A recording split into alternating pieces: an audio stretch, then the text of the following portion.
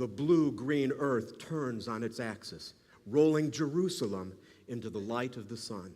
It turns like a door swinging open, pouring light into a dark room.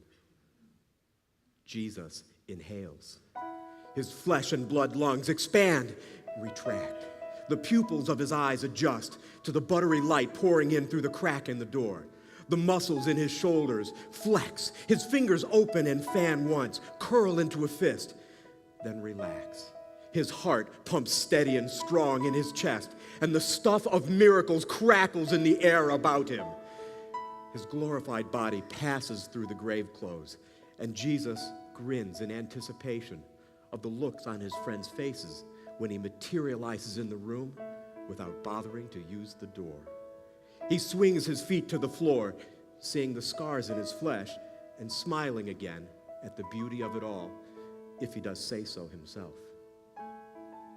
Freedom for the captives, hope for the weary, the bright unraveling of the curse that man brought upon himself. The valley of the shadow of death now glows with the light of the noonday sun and becomes lush and verdant and green as jade. He trails his fingers on the damp stone walls, then steps into the light of the new day. He is pleased with the story he is telling.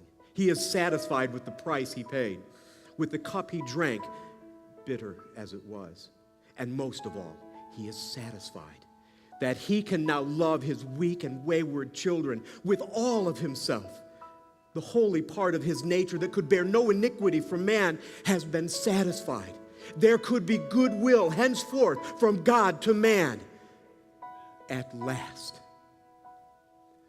The sun warms his face, and he closes his eyes, and he feels in a flash the hearts of all men and women, from the beginning of things to the end, from Adam to Abraham, from you to me, in this very room, on this very morning. And with each thump of the holy heart in the frame of his ribcage, he loves enough to overwhelm us all.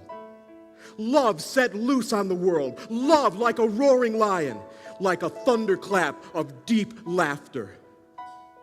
From the moons of Jupiter to the center of our boiling sun, out past numberless stars to the walls of the universe, that laughter resounds and makes its way back to the ears of the figure standing at the mouth of the tomb. It is finished, Jesus cried in his agony on the cross. Now, he thinks of the kingdom he is making, of the world he is redeeming, of the living hope he has unleashed. He smiles to himself and agrees with the Father. It has only just begun.